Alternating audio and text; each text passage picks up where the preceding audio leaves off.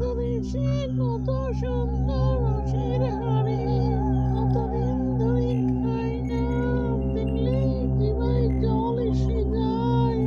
যেভাবে হোক আজকে আমি খাবই, খেজুরের গাছে চড়বই তো পারলাম। এখন এখানে আমি বাড়িতে নিয়ে যাবো।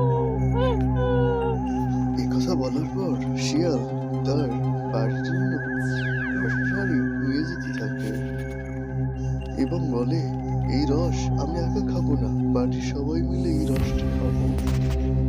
তাই শিয়ালটি আপন মনে বলে, কি আনন্দ, আকাশে বাতাসে আমি খেজুরের রস খাবো।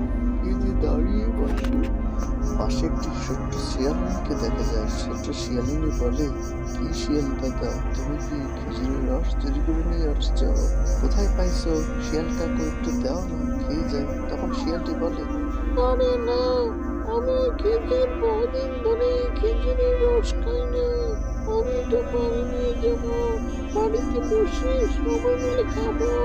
শিয়াল আরো বলে, এই খেজুরের রস করতে আমার অনেক কষ্ট হয়েছে।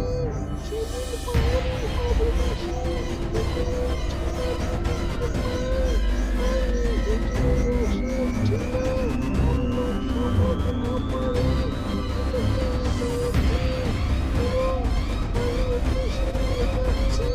তোমার খবর নেই কেন শিয়ালিনী, তোকে খেতে ইচ্ছে করছে, যদি খেতে ইচ্ছে করে তাহলে আমার বাড়িতে যাও।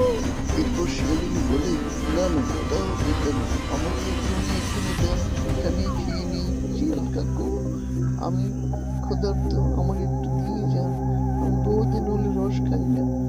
তারপর শিয়াল বলে, ওরে ওরে, এসব বলিস না রে, বাড়িতে আমি সবাই মিলে খাবো রে। যদি খেতে চাস চল আমার সাথে, ওর বাড়িতে যাও। তখন শিয়ালিনী বলে, বাড়িতে যাওয়ার তো আমার সময় নেই, তো এখানে দাও শিয়াল কাকু, একটু খেয়ে নিই।